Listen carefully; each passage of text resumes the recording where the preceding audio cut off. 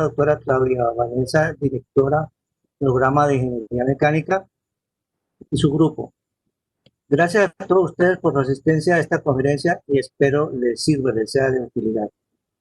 Como el tema es tan extenso, considero que se requieren entre 3 y 4 sesiones similares a esta. Iniciaremos hoy iniciaremos hoy y ya veremos casi en el futuro inmediato cómo podemos proseguir. Antes de entrar en materia, pues el tiempo es muy corto, quiero dedicar unos pocos minutos a dos temas muy importantes para un ingeniero mecánico, eléctrico, mecatrónico, en general un ingeniero. El primero es el conocimiento de normas nacionales e internacionales. Todos los ingenieros mecánicos que tenemos relación con máquinas y equipos de todo tipo debemos conocer. Toda profesión tiene sus normas y reglamentos internacionales y nacionales, ya sea médico, sea arquitecto, sea ingeniero civil, sea lo que sea, debe aferrarse su profesión y sus procedimientos a normas muy estrictas que las hay que seguirlas, protocolos, etcétera. Yo les sugiero a todos ustedes, tengan todas estas normas, copias de estas normas en un foldercito al lado de su biblioteca de ingenieros, donde están sus libros de ingeniería, para que cuando tengan que cometer algún proyecto, alguna reforma donde estén trabajando, siempre consulten las normas relativas, nunca hagan nada sin estar seguros de que hay normas y regulaciones que controlan todo lo que uno hace, uno tiene que meterse a eso, es como la ley del ingeniero, la ley oscura, la ley secreta del ingeniero.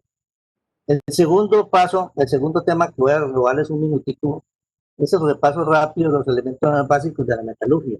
No quiere decir que debemos de ser el ingeniero metalúrgico, sino que hay que tener unos conocimientos básicos de la metalurgia para poder pensar qué vamos a hacer con la parte fracturada.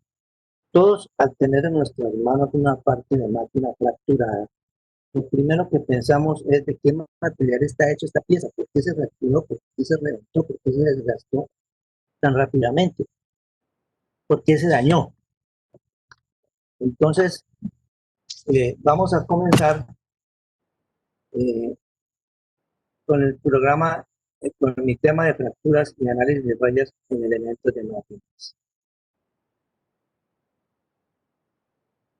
Las normas nacionales e internacionales que les mencioné hace un momento, que cubren las reparaciones de equipos y máquinas de fábricas, son las más importantes son las siguientes. La NTC 947-1, norma técnica sectorial colombiana, que es la NTC M06. La norma francesa AFNOR NFX 60010. La norma británica BS 3811. La ASME A17, ascensores y escaleras mecánicas. La ASME BPBC, diseño, fabricación y inspección de calderas y recipientes a presión. La ASME B30, habla sobre cable, grúa, montacargas, tuercas, maquinaria pesada.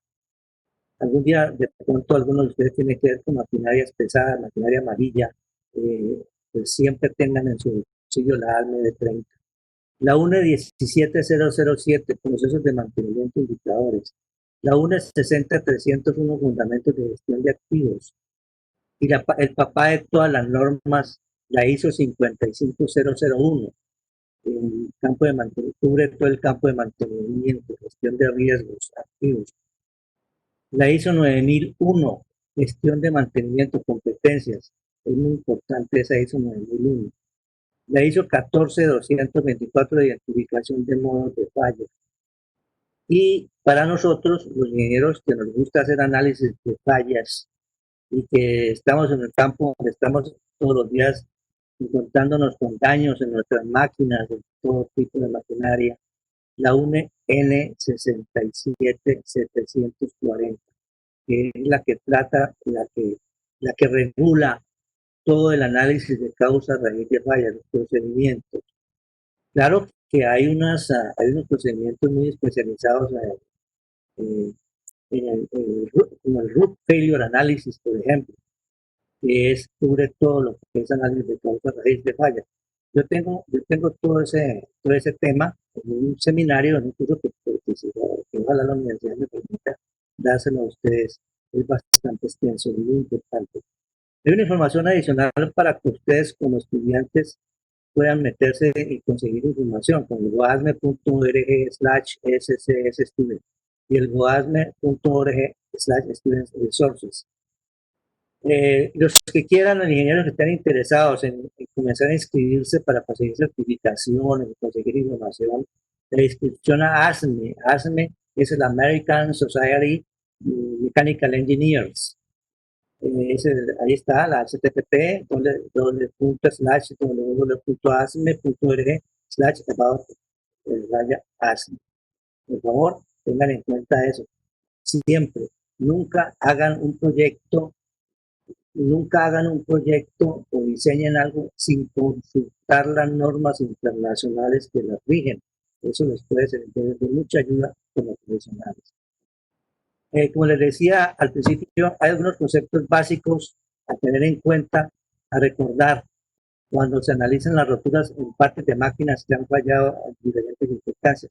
No quiere decir que tenemos que ser ingenieros metalúrgicos, no, solamente conocer los ingenieros mecánicos y que vemos todos los días fracturas y daños graves en máquinas, fracturas en soldaduras, etcétera.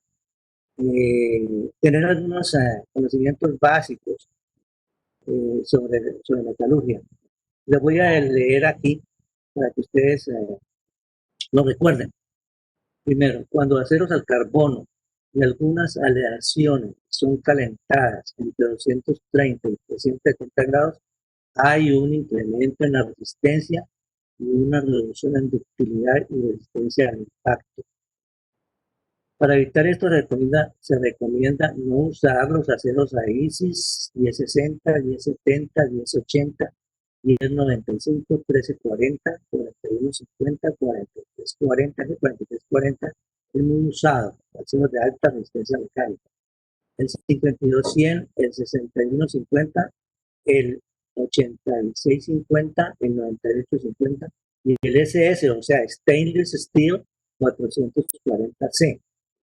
Eso es importante conocer porque se incrementa la resistencia llevando los aceros al carbono a esa temperatura. Segundo, la mayoría de los aceros y aleaciones de herramientas a alto carbono son muy sensibles a fracturarse cuando se enfrían mucho antes del temperado. Más adelante vamos a ver qué es la temperada.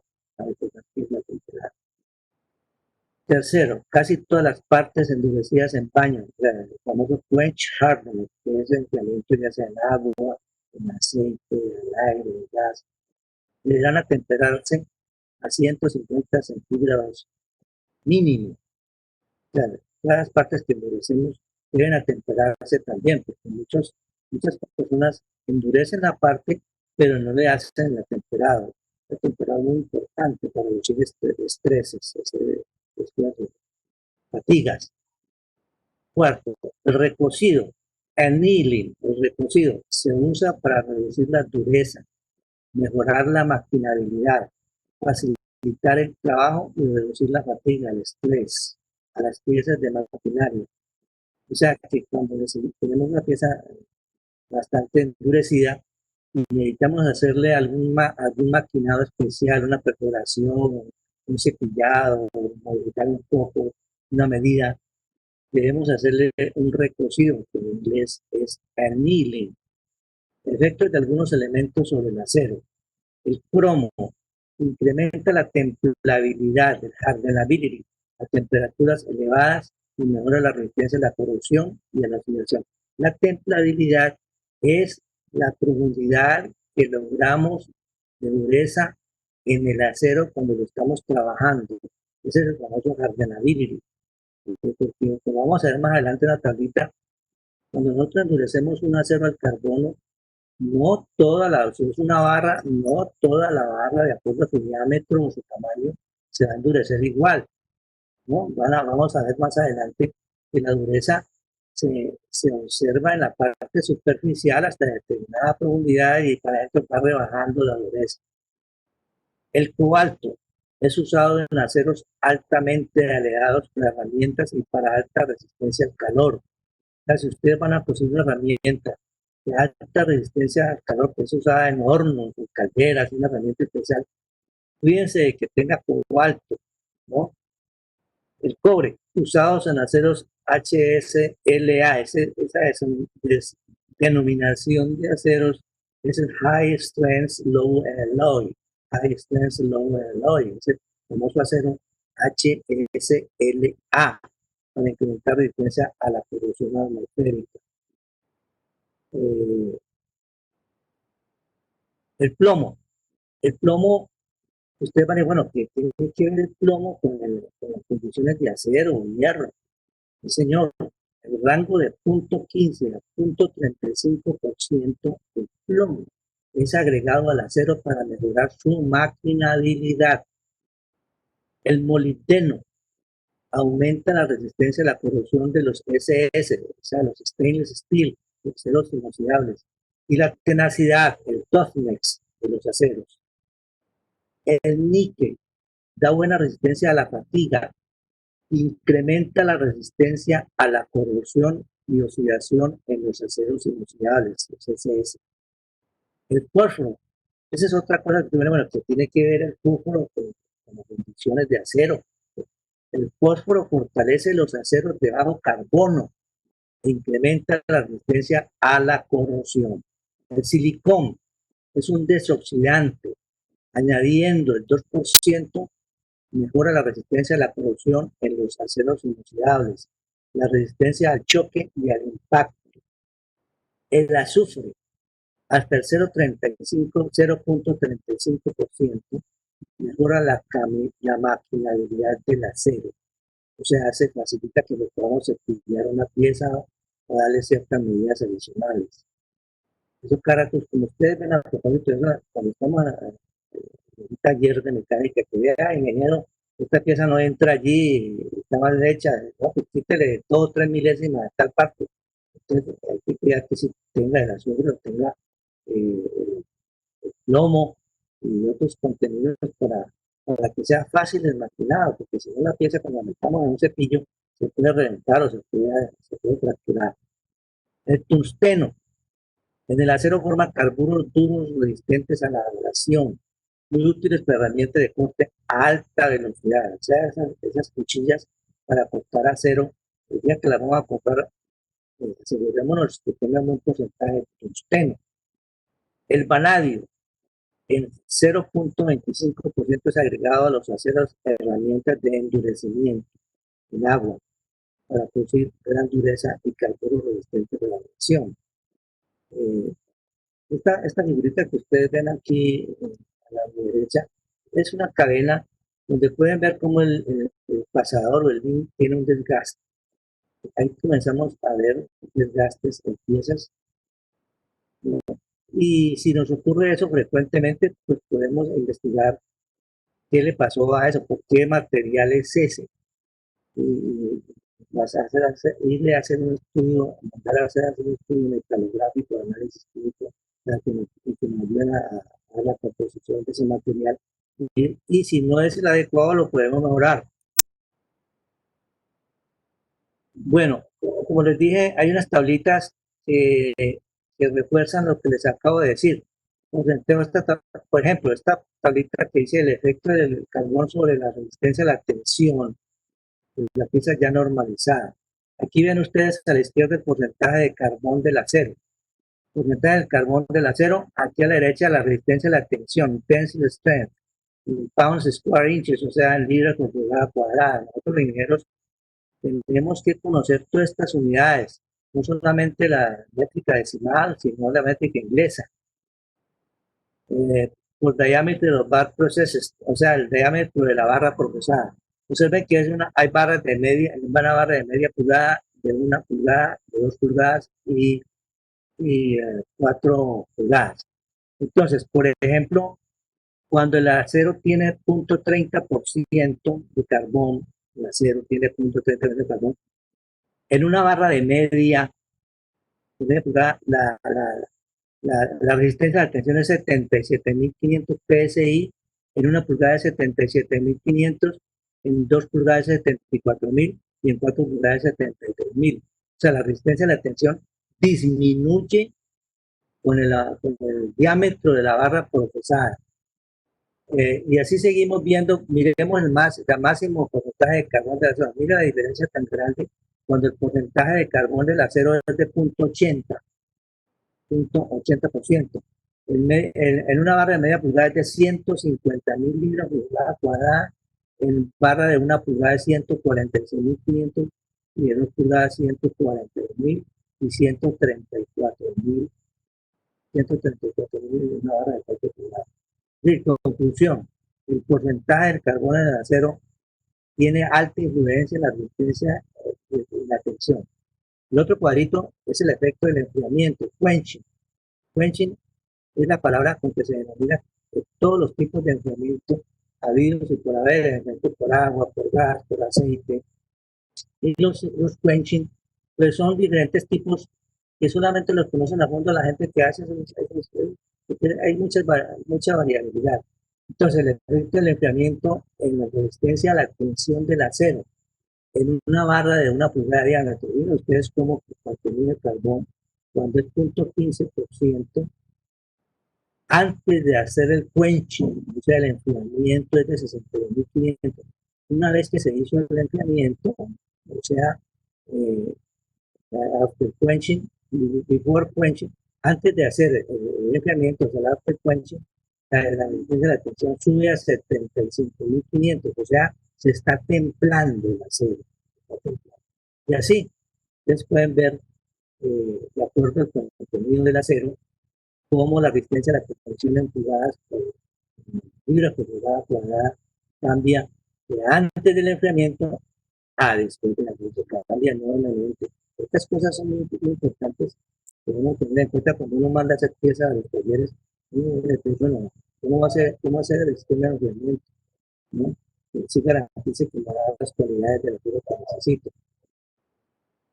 Aquí vemos una variación en la resistencia y dureza. Stress, resistencia y hardness y dureza por el heat treatment, o sea, el tratamiento de calor.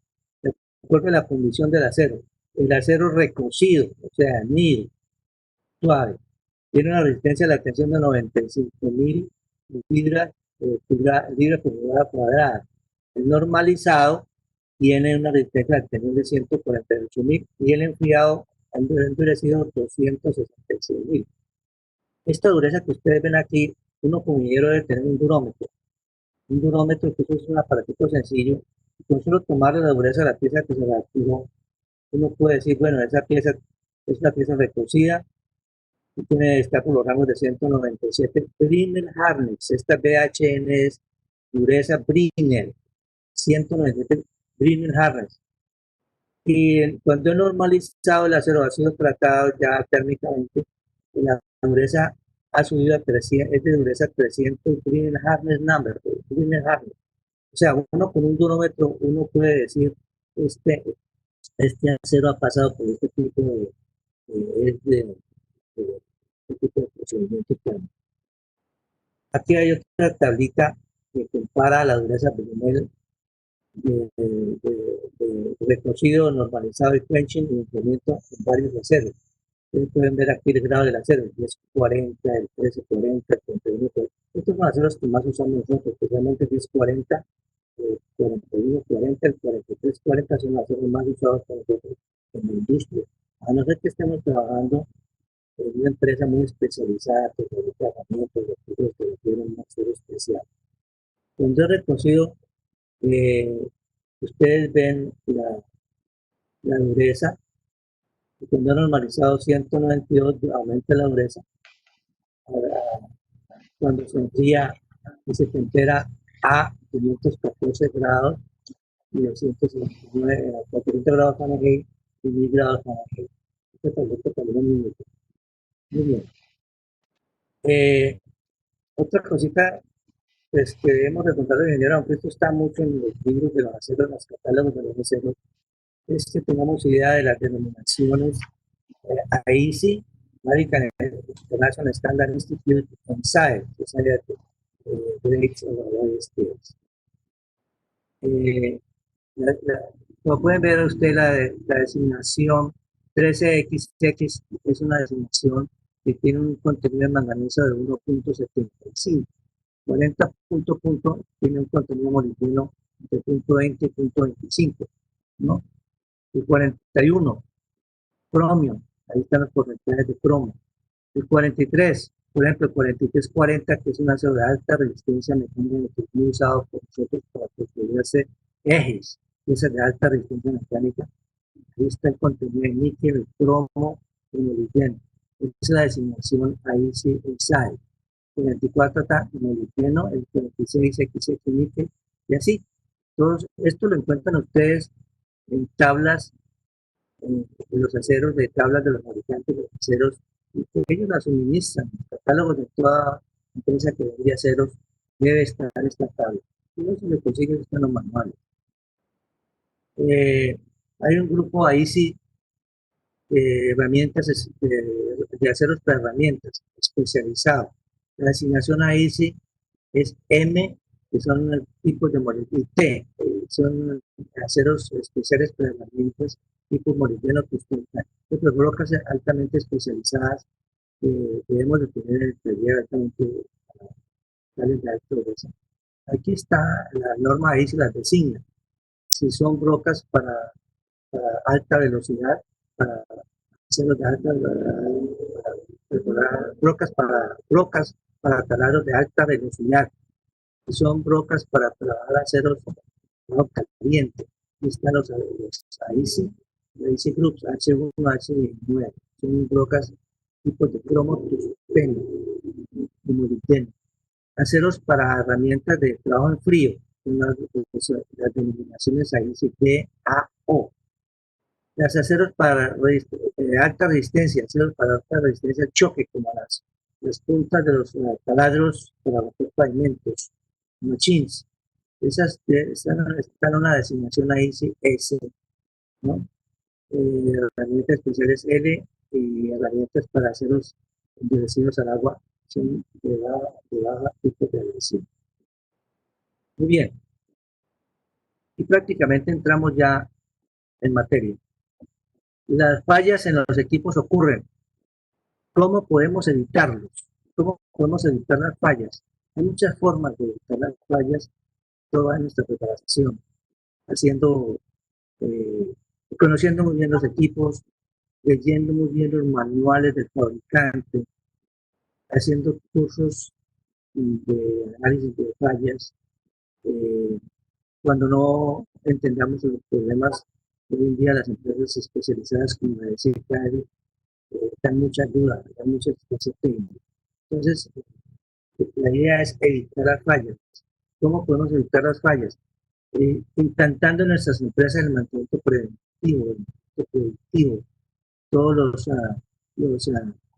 las herramientas del mantenimiento moderno nos da y que debemos buscarlas y tratar de implementarlas, porque eso va a beneficio de la empresa, reducir las fallas en toda la maquinaria de producción, el proceso de la planta. Cada falla es un tesoro. Si la planta puede descubrir su causa y trabajar para evitarla en todas las empresas. Esta palabrita son del gobernador de Toyota, nada más y nada menos, Ciro Toyota. A propósito de Toyota, eh, si ustedes han oído hablar de TPM, Total Productive Maintenance, este señor Toyota, fundador de Toyota, él, él creó otros ingenieros japoneses el sistema TPM, lo implementó en la fábrica Toyota de vehículos en Japón. Y fue, es tan grande el resultado, logró tanto éxito en la implementación del programa de Total Productive Maintenance, que el gobierno japonés creó el ministerio del TPM. Claro, en Japón existe el ministerio del TPM. Eh, es algo que nosotros tenemos que conocer. Es muy completo. Hay varias ramas del TPM. Las fallas por fatiga. Aquí ya entramos más en materia. La fatiga generalmente es definida como un progresivo y localizado cambio estructural que ocurre en un material sometido a repetidos o fluctuantes esfuerzos y fatigas. O sea, un material estático, quieto, no le pasa nada, pero está girando y está sometido a esfuerzos y fatigas, movido como que tienen un valor más inferior de la cuestión del material, antes de temprano ocurrirá una falla por fatiga. El resultado de esto es la formación de ruptura y se propaga hasta causar la falla de la ruptura. La ruptura, esta es la superficie de un eje o de un metal. Imagínense ustedes que es un eje de una pieza cualquiera que esté sometida a un esfuerzo. Aquí en este punto, por alguna razón, puede ser un punto por corrosión, lo que vamos a ver más adelante, por un talle, un rayón que por alguna razón se ocasionó en la superficie del metal, eh, un agujero, etcétera, etcétera, un punto de corrosión, que esos puntos de corrosión cuando se adhieren a la superficie del metal, hacen un cráter allí y van comiendo como un cáncer hacia adentro. Entonces, hay una parte pequeña que es así lisa, la fisura entra, entre la fractura entra, y luego comienza un proceso de estriarse, de formar estrías, ¿no? Cuando las fuerzas de atención repetidamente actúan sobre la superficie, los cambios microestructurales comienzan una fisura en forma, ¿no? Con el movimiento del eje se van formando estas, va a tener estos, las fisuras saltan, una pequeña estría en estría, van saltando, van saltando. Esto ocurre cada vez que el equipo se para o arranca cargado, se forma una estría de estas, que más tarde vamos a ver en qué resulta. Y siguen y prosiguen hasta que llegan a una deformación plástica del metal, que ya esa deformación plástica no aguanta, ya no tiene la resistencia mecánica del ego de la pieza y se ocurre la fractura, ¿no? Este es, un esquema bastante aumentado de cómo es la cosa, pero más o menos esa es la razón. Más adelante vamos a profundizar en eso. A propósito, esto es un tema largo y no me gusta repetir, repetir, repetir, porque tiene mucha influencia en la vida útil de toda la máquina. Y eso. Un ejemplo muy sencillo que tenemos en nuestra estrada. Todo, no sé, ¿a quién no se le ha partido el cordón de un zapato y se le ha partido por el palo? Es un ejemplo muy sencillo de una fractura normal. Pues eso no ocurre en las máquinas. Las máquinas están sometidas a un esfuerzo repetitivo y superior, inclusive que llega a ser superior, que llega al llegar a su límite máximo de esfuerzo, de resistencia mecánica, pues se fractura. El proceso de fatiga puede considerarse en tres etapas. El daño inicial por fatiga que conduce a la iniciación de la fractura, como lo vemos ahora. La propagación de la fractura hasta que la parte o sección no fisurada se hace demasiado débil para retornar la respuesta. ¿Cómo es eso? Pues es que cuando nosotros diseñamos un eje para mover un reductor, una máquina, una bomba, lo que sea, logramos conseguir el diámetro del eje con el tamaño de la pieza que sea, ¿no? Pero si hay una fractura que va penetrando, ¿qué pasa? Está, está carcomiendo, debilitando la pieza, hasta que llega un momento en que la carga calculada, la carga impuesta, ya rompe la pieza, porque la pieza no aguanta, de acuerdo al diseño que le hicimos, no es capaz ya de soportar la carga. Y la fractura súbita final del resto de la pieza. Tradicionalmente, la vida de la fatiga es el número total de los ciclos de carga requeridos para que se origine una fisura por fatiga y luego crezca hasta producir una falla por castigo. Es muy importante, ahí ya hay fórmulas matemáticas que nos dicen cuántos ciclos de carga puede resistir una pieza de acuerdo a su tamaño, a su tipo de material, a la metalurgia, al tipo de carga que usa. Por ejemplo, un rodamiento, si ustedes consiguen un manual de rodamientos de la SKF o de otra empresa, allí hay una formulita que le dice cómo calcular la vida útil de ese rodamiento. ¿Cuántas horas de vida útil le va a dar ese rodamiento? Ya, o sea que ya podemos tener una idea hasta cuándo podemos cambiar el rodamiento según el fabricante, según nuestros sistemas de mantenimiento. El daño muy frecuente en ejes. Este es uno de los daños muy frecuentes en ejes. Lo vamos a ver bastante y lo vamos a ver repetidas veces. Cuando el esfuerzo es torsional, la fisura por fatiga, generalmente se inician los bordes files del cubierto, los bordes, o sea, los files del cubierto. Pueden ver por dónde se fractura este eje. Este tipo de fracturas muy frecuente en las empresas. Y hay muchas formas de cómo ocurre. Ocurre por sobrecargas, por corrosión, y especialmente por un factor muy importante que vamos a ver en detalle, que es el diseño del alojamiento del cuñero y del cuñero. El diseño, y como vamos a ver más adelante, hay una palabrita muy útil que deben meterse ustedes en la cabeza que se llama los radios de alivio de tensiones. Y lo vamos a ver en fondo. Toda máquina o equipo que hace parte de un proceso de producción ha sido diseñada y construida para tener una vida útil, que se llama resistencia a la fatiga, determinada dependiendo de su mantenimiento y su adecuada operación. El mantenimiento es algo muy complejo, pues incluye todo lo que es la lubricación, el mantenimiento preventivo de alguien que lo está realizando, el adecuado montaje del mecánico, etc. La resistencia, el strength de una parte de una máquina depende de muchos factores, especialmente la concentración de esfuerzos, la fatiga o carga variable de los choques, acabado de la superficie. Esos acabados de superficie, ténganlo muy en cuenta. Cuando ustedes manden a hacer pidan que les traigan tipo espejo, el acabado tipo espejo, cualquier ranura, cualquier señal de rayado de discos que ustedes vean allí. Eso se llama, lo vamos a llamar más adelante, entalle. Un entalle es un concentrador de esfuerzos, es decir, es un llamado a la fractura, ¿no?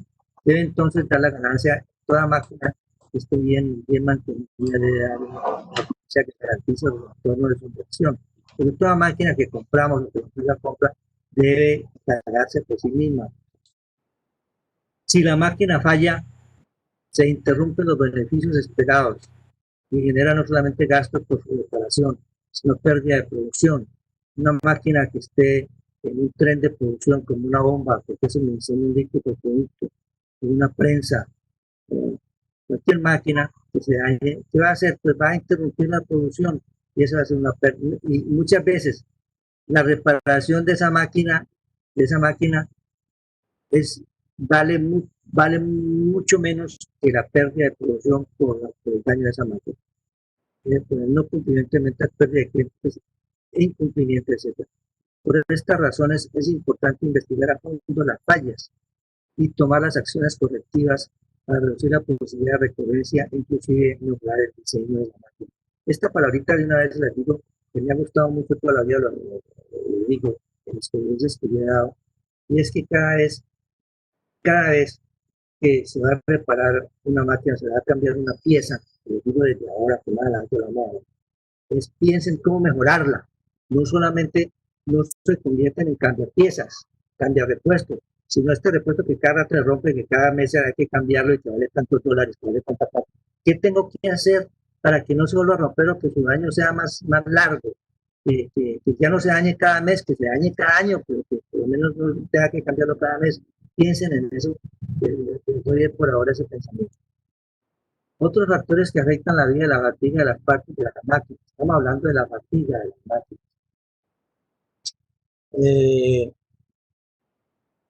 Predecir la vida de la fatiga es complicado, porque es altamente sensible a pequeños cambios en las condiciones de carga.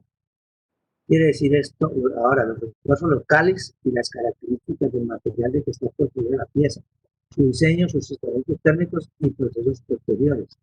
Quiere decir esto de que cuando yo pido una máquina, o la empresa pide una máquina para determinada producción, ¿no?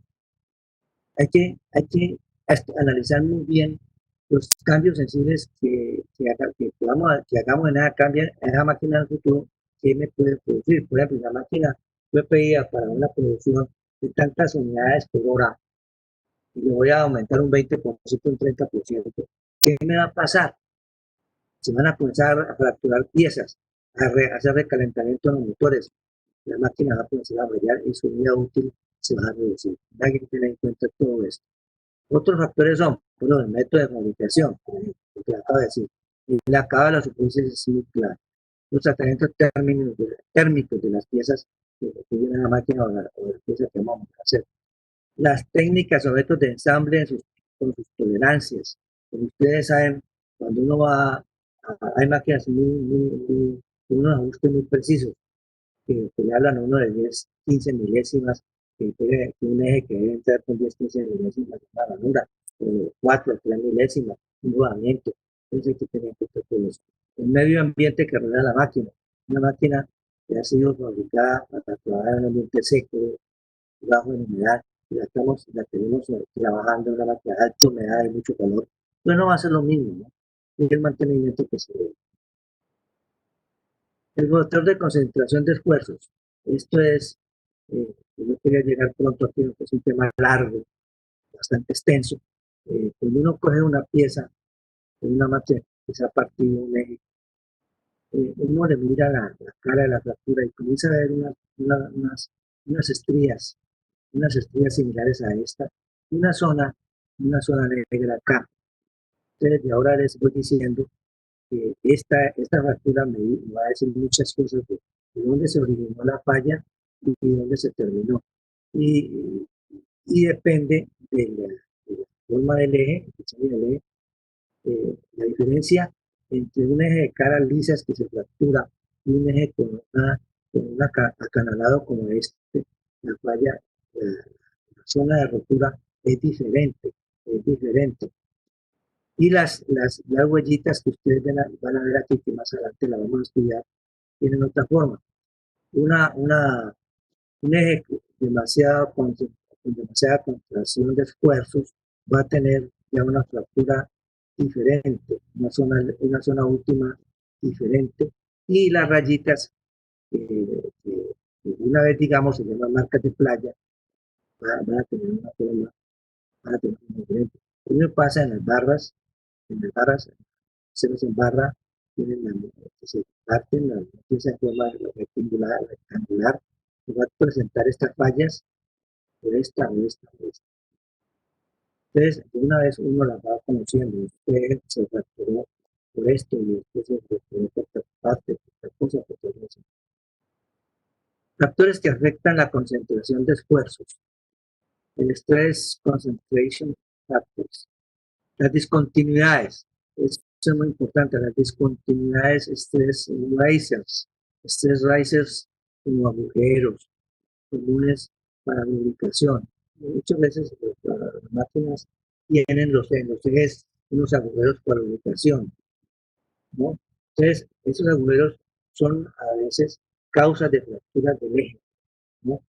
Cambios abruptos en los esquemas de secciones, eso lo vamos a ver que es muy importante. Las ranuras acanaladas, las rayaduras o defectos en la superficie hechos cuando se maquinan o se hace algo para maquinar el eje. Todos esos stress concentration factors, o sea, los factores que concentran los recursos, son los que aumentan la sensibilidad del eje y la posibilidad de rotura del eje. Hay una formulita muy sencilla, muy elemental, que es en un agujero cómo calcular el eje para que roture el agujero, cómo calcular el agujero para que roture más el eje, no se roture tan rápido. Porque a veces es necesario que el eje tenga agujeros para pasar por allí la grasa o la lubricación.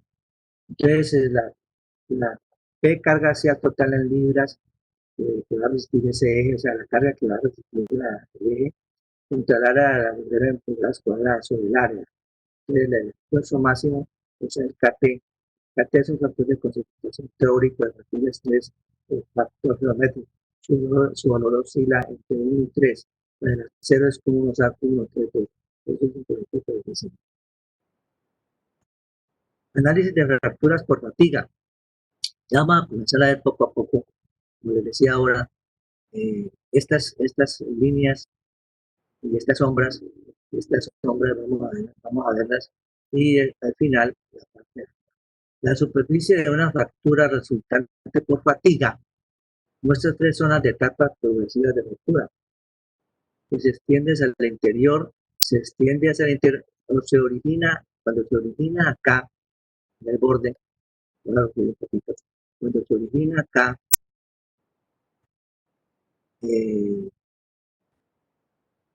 la fractura comienza a avanzar y va generando unas, unas rayas circulares cónicas, concéntricas, formas concéntricas.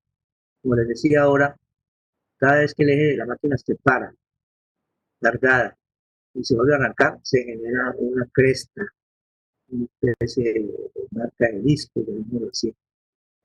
La etapa 1, el inicio de la fractura, que se extiende hasta el interior aproximadamente 45 grados de eje del esfuerzo. Etapa 2, un cambio de orientación, extensión a muchos planos paralelos separados por cresta. Las crestas son los ridges, eso es lo que les decía ahora, las huellas o marcas de discos. La etapa 3, en la parte de acción, es incapaz de obtener la carga aplicada y ocurre la fractura. Yo les había mencionado algo sobre eso. La, la, predecir la vida de la fatiga de una pieza es complicado. Esto es altamente porque es altamente sensitiva a pequeños cambios de carga, los locales y las características del material. O sea que es difícil tener en cuenta muchos factores. Sobre los huecos que había hablado ahora, que son los que pues, en la industria hay muchas fracturas en ejes por causa de estos huecos que los fabricantes les hacen para que la lubricación, movimiento, cuidado. Hay unas formulitas que nos dan, esto está en los libros de resistencia de materiales que ustedes pueden calcular o ver el día que lo necesiten, ¿no? Para que rotan el diámetro, los diámetros de O3, la fórmula de diámetro cubo, diámetro, y para los ejes, sólidos. Ahí está la formulita y hay un factor que se llama KB, que se utiliza para los ejes que rotan 2.03 y 1.5 a 3. Y aquí están los factores, en la fórmula. El día que nos toque hacerlo, pues ahí están las fórmulas muy sencillas que se encuentran en cualquier libro de resistencia de materiales. Muy útiles, pero no, a mí me toca hacer una perforación a un eje o a una pieza para meterle la lubricación. Eso se da, ¿no? Indicación típica de una fractura típica fractura en un eje de fractura por fatiga, ¿no? Las marcas inicialmente semicirculares son llamadas marcas de playa, beach marks, se llaman beach marks. Es que aquí no siempre visualmente se observan. Hay que utilizar una lupa o un punto de cero a 100 para poder verlas. Así a simple vista no se observa. Tiene que ser algo, un acero un acero más bien dúctil para que se observe bien. Y entonces, eh, según las marcas se pueden ver unas marcas que se llaman marcas ratchet, que son unas marcas que salen de la borde de la pieza hacia adentro. Se llaman marcas ratchet. Cuando nosotros vemos que hay un eje que presenta esto, que son, esos casi siempre son visibles, es porque es un acero bastante alejado y con un contenido de carbón alto. Casi siempre son los aceros 1040, 4140, 4340. Cuando una vez se rompe, uno ve estas rayitas, estas señales que salen que salen del borde del eje hacia adentro, que se llaman marcas ratchet.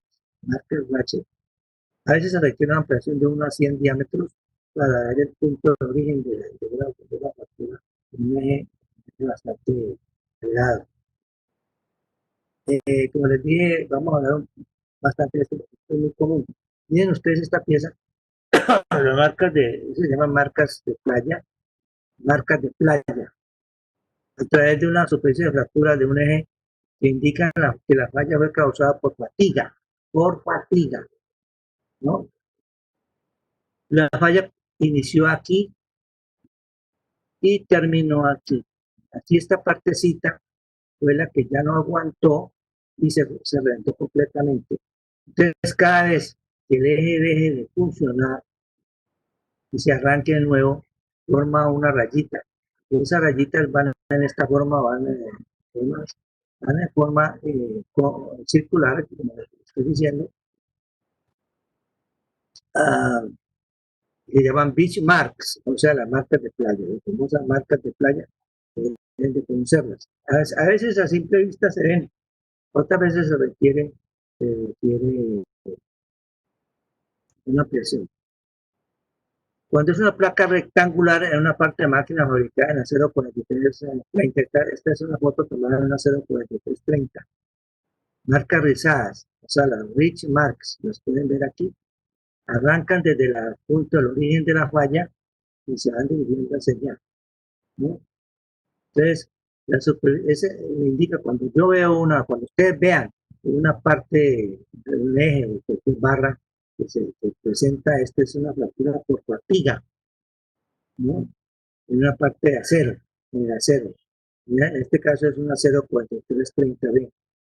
Las marcas Rich Marks Point, o sea, las marcas eh, eh, se llaman Rich Marks Point de origen, ¿no? Okay. Este es un eje, como les un eje de transmisión en acero endurecido SAE 1010 que rayó en los agujeros de lubricación, ¿no? La lubricación le entra por una parte y le sale por la parte para limitar alguna parte por aquí, por ejemplo, el casquete, ¿no? Entonces falló y comenzó la falla de origen, comenzó en este punto, el punto eh, comenzó acá en este punto. Es un acero endurecido, carbonato endurecido 1010, ¿no? Endurecido en caja, case hardness, a una dureza de 640, que inició en el punto A la falla, en las A, aquí inició la falla, inició la falla, esa la fractura inició aquí, se va propagando hasta fracturar todo el eje. Entonces, esta vista está aumentada, pero a simple vista uno puede decir, no, pero es que estos agujeros son de mucho diámetro. ¿Había necesidad de hacerlos así tan grandes? Entonces, eh, no se pone a pensar a uno que uno puede mandar a hacer el eje con unos agujeros más pequeños, ¿no? Sin afectar la lubricación. Si lo hace más pequeño, se requiere, y el fabricante dice lo que tiene pues, aumentar la presión del aceite de alguna forma, porque este tipo de diseño debilita la resistencia del eje. Esta es una muestra, porque esto se ve no solamente en muchas partes de una máquina, se puede ver este tipo de daño por causa de agujeros de lubricación. Y este es un acero de 10, no es un acero de alta resistencia mecánica, que es endurecido a 40 grados, 40 grados Celsius, un acero 1010 no es un acero de alta resistencia mecánica. Fallas, Ingeniero Seidel, bueno, nos dígame doctor. estamos quedando ya sobre el límite de tiempo, entonces pues unos segunditos para que cerremos la idea general y podamos abrir como el paso a las preguntas de los chicos. Muy bien, idea general. No sé, un segundito. Les recomiendo a todos los ingenieros, los que van a ser ingenieros, los que ya son, los que están en las empresas, les va a presentar, y como ya ustedes lo deben de saber, fracturas en las partes de sus máquinas. No se contenten, no se limiten a hacer cambiapiezas. Busquen la mejora, busquen cómo endurecer la pieza, cómo hacerla de un material mejor, un acero mejor para que la pieza dure, ¿no? Nosotros tenemos aquí en las universidades laboratorios que pueden hacer fractografías, que pueden hacer análisis químico, y ustedes pueden nombrar el proceso. Ok, doctora, listo. ¿Alguien más que quiera preguntar con mucho gusto? Bueno, primero que todo, darle las gracias a usted, ingeniero, por acompañarnos en esta noche. Y entonces abrimos las preguntas. Cualquier inquietud que tengan pueden activar su micrófono o también a través del chat pueden dejarnos las preguntas. Los asistentes quiero comentarles.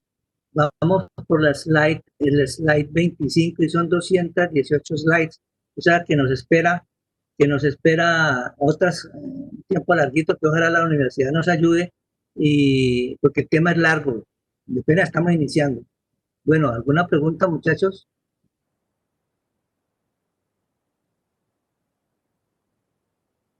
Está como muy calladito, ¿no? Hola, ingeniero, mucho gusto. Mucho gusto. Francisco Muchas gracias por la presentación. Francisco Azad, Muy gracias por interesante tu el tema. asistencia. Cuéntame, Francisco. No, quería agradecerte por tu presentación, me pareció muy interesante. Yo di una materia sobre conocimiento de materiales en la facultad y tenía como una segunda parte que era materiales electromecánicos, orientado exclusivamente a la parte de aceros y las aleaciones. Y todo esto que estás comentando me hace recordar esas materias y eran materias que disfruté mucho. Es muy interesante esto, es todo un mundo. Es un área muy amplia, muy interesante. Me alegra mucho, Francisco, que me parezca interesante y lo invito, si la universidad nos lo permite, porque apenas estamos iniciando esta importante conferencia, muy amplia. Bueno, ingeniero, muchas gracias. Un gusto. Francisco, ¿de dónde eres? De dónde te conectaste? Soy de Argentina. Oh, che, muchas gracias. Gracias a vos. Ok, y hagamos fuerza porque Messi vuelva a ser el mismo Messi. Esperemos que sí. Bueno, ¿alguna otra pregunta? Chicos, los invitamos a participar con sus preguntas. El ingeniero Seidel tiene una amplia experiencia y una amplia trayectoria en la industria. Es un espacio para que ustedes puedan aprovechar y sin temor a hacer sus consultas, que él está completamente abierto para orientarlos. A ver, Néstor. Una preguntita, profe, disculpe, una preguntita, gracias por la exposición. Diga, doctor Javier, con mucho gusto le escucho, doctor Javier. Gracias, profe. Lo que pasa es que la parte final, bueno, faltó, ¿no? Que quedé como muy iniciado con este tema, ¿no? Usted al final estaba hablando sobre la resistencia del material y decía que cuando el material era hueco, perdía su resistencia. Néstor, me refiero al diseño. Me refiero al diseño porque un diseño lo puede debilitar a los agujeros, como lo puede debilitar un entalle, una ranura, un simple rayón. Puede ser un acero de muy buena resistencia mecánica, pero si le haces un entalle, un rayón, un golpe, cualquier cosa, por allí va a penetrar, o si lo dejas sometido a una corrosión, un punto de corrosión nos hace un punto de inicio de fractura. Los aceros, pues de acuerdo a lo que vimos, nosotros los podemos manejar mayor o menor resistencia dependiendo del diseño, dependiendo de nuestra necesidad. Para cada necesidad hay una resistencia mecánica, una resistencia del acero. Pero si nosotros no diseñamos la pieza, le ponemos agujeros, le ponemos entalles. Una cosa muy importante que todavía no le hemos mencionado y es el factor, un factor que no les alcancé a mencionar, que está mucho más adelante, que lamentablemente, pero que me gustaría irles comentando, es la cuestión de esta parte que es una parte bastante extensa de esta conferencia, y es el famoso radio de alivio de los ejes de Néstor. Es muy importante que ustedes sepan de que si aquí usted va a montar un rodamiento en esta parte de acá, va a montar un rodamiento, aquí tiene que haber un radio de alivio que lo puede calcular, un radio de alivio. No vaya a montar un eje donde un eje llegue a donde la parte del eje llegue aquí recto, donde haya un ángulo recto. Nunca haga eso. Hágale un radio de alivio y ese radio de alivio tiene que ser muy bien maquinado. La parte de la curva del radio de alivio con la otra parte recta debe ser completamente lisa, no va a haber ningún entalle. Entonces, el eje depende de cómo nosotros lo maquinemos y lo preparemos para que nos sirva, Néstor. ¿Algo más, Néstor?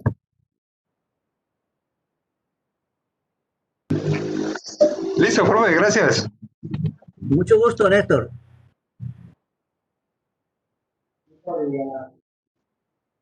Edwin, bienvenido. Bueno, buenas noches, profesor. Buenas noches, Profe, Edwin. yo quería aportar algo con la experiencia, pues algo que nos sucedió sobre el tema que estamos viendo sobre lo del eje. Por ejemplo, nosotros estamos desmontando un rodamiento, ¿no? Por Sí. algún motivo no pudo salir con el extractor.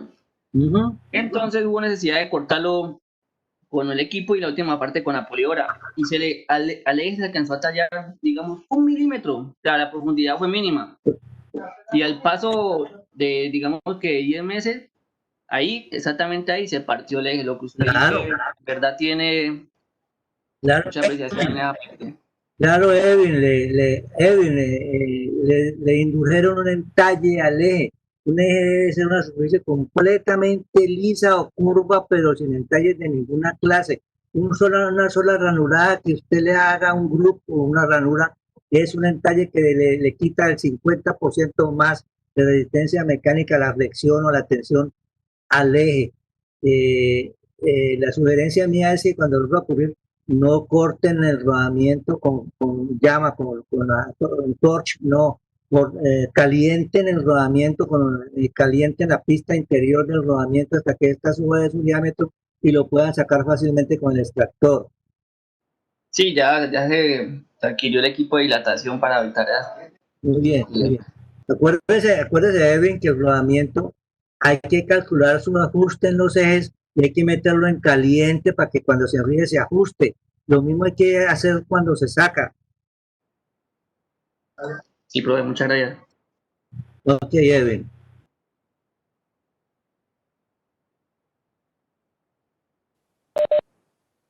Bueno, ¿alguna otra pregunta? ¿Algún otro comentario? ¿Qué les pasa a estos ingenieros? Están como muy callados. Sí, buenas noches. Buenas noches, a ver. Edwin. Edwin Mutis, bienvenido. Muchas gracias. Tengo una pregunta. En algún momento los ejes se tienen que aplicar algún tipo de soldadura, y mucho más en las partes donde tienen los rayos, porque esa parte en algún cojinete se ha gastado.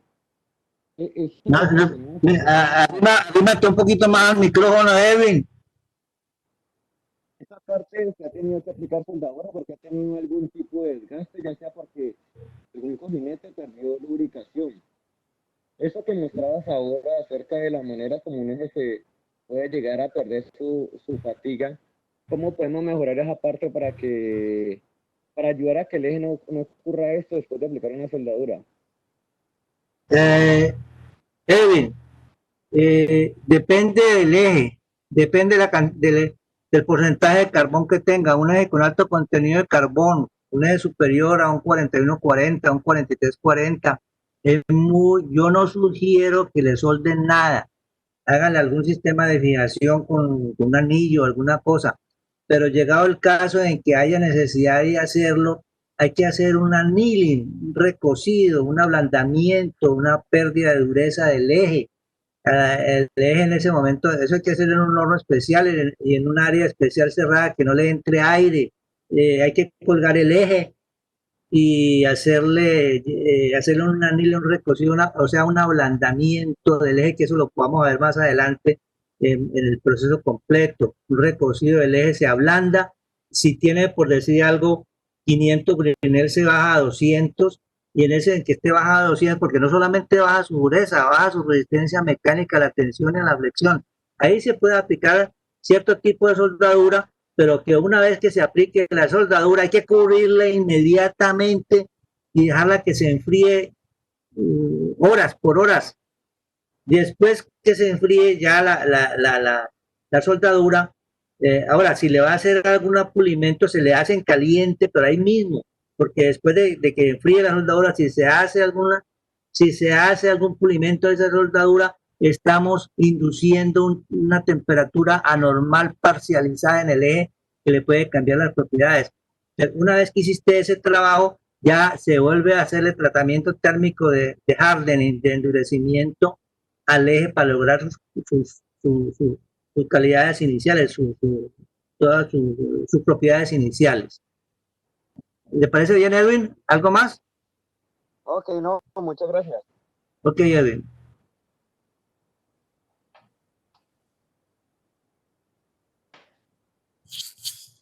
Bueno, ¿alguna otra pregunta? ¿Puedo preguntar otra vez? Claro, la vez que quiera. Profe, es que yo tengo una duda de hace rato tengo una duda. Si la resistencia de un material depende del diámetro de un eje, porque yo pues dicen, pues se han comentado que pues yo pues lo he visto, ¿no? Que hay unos ejes que son huecos, que más que todo por el peso.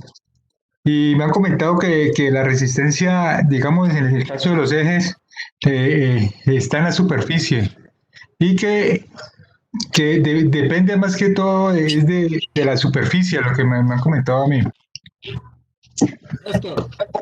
La resistencia mecánica de un eje no está en la superficie está en la dureza y algunas propiedades de las cuales usted se puede servir si está bien trabajado, bien maquinado. La resistencia es completa. Tienes que aplicar las fórmulas de diseño mecánico de acuerdo a tus necesidades. Si necesitas un eje liviano para colocarlo en algún sistema, una máquina, lo que sea, tienes que buscar las propiedades de diseño de un eje liviano. ¿Cómo diseñar un eje liviano? Con la misma resistencia que la que tú necesitas. Tú tienes que saber cuánta la resistencia mecánica o elástica que tú necesitas en ese eje. Si te parece que allí poner ese eje allí es muy pesado y necesitas poner un eje hueco, cilíndrico, hueco, pues se puede hacer, pero necesitas hacer un cálculo especial, un cálculo del diámetro del eje y qué tipo de material vas a utilizar y cómo lo vas a maquinar, o si ya viene maquinado. Porque si lo vas a maquinar un agujero en el eje es muy delicado porque cualquier entalle, cualquier ranurita, que no le quede bien liso en la parte interna, eso va a generar un concentrador de esfuerzos, un punto de concentración de esfuerzos. Es algo muy delicado. Yo te sugiero que si tienes forma de hablar con la empresa de la fabricante de la máquina, y ¿qué te dices de tu idea de poner un eje hueco allí? O si ellos lo hacen, o si ellos lo garantizan, lo venden. Porque es que en nuestro medio, pues tenemos talleres muy buenos que nos pueden hacer de acuerdo al tamaño del eje. Pero es muy arriesgado la parte de maquinado. Y pues la parte de cálculo, nosotros como ingenieros podemos calcular la resistencia de un eje hueco. Hay todas las fórmulas en el libro de resistencia de materiales que nos puede decir qué material podemos usar en ese eje. Material, por ejemplo, si estás usando un eje macizo de un diámetro de 2 pulgadas en 10-10, en un acero ahí sí 10-10 y lo necesita hueco, pues consiga un eje 40, 41, 40, 43, 40 y hágalo en ese material, pero haga los calculitos primero, tire el lápiz un poquito, que nosotros los ingenieros podemos hacerlo, Néstor. ¿No te parece? ¿Algo más, Néstor? Excelente, profe. Gracias. Ok. ¿Alguien más?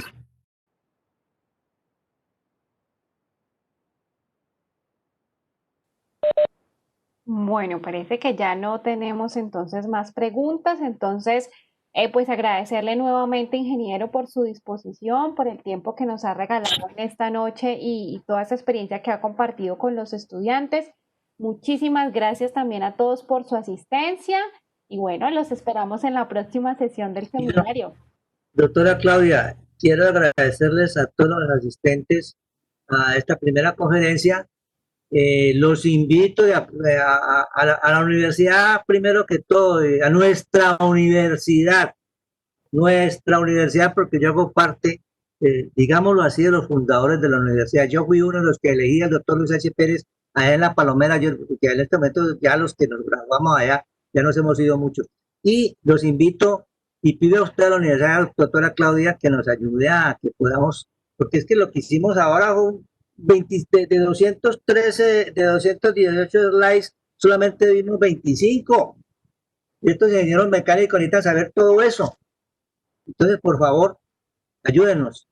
Claro que sí, claro que sí. Estamos pendientes de programar una segunda sección para que podamos continuar con toda esta temática.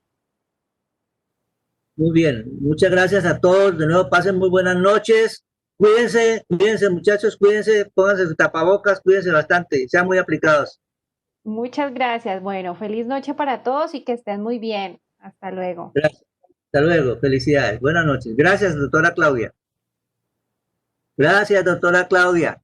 Con mucho gusto. Una feliz noche para todos. Gracias.